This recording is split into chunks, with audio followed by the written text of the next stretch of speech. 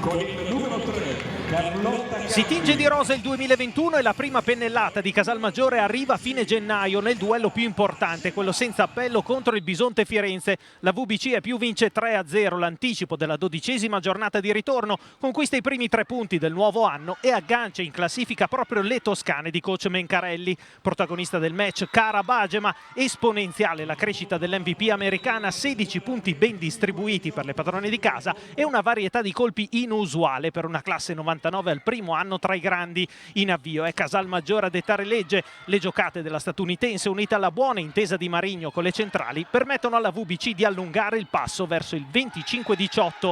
Le altezze raggiunte da Silvia Nuacalor, 28 punti per lei sul gong, rilanciano Firenze nel secondo parziale. Il Bisonte si smarrisce però nel botta e risposta ai vantaggi. Lo switch decisivo consegna alla E+ il 29-27 che vale il 2-0.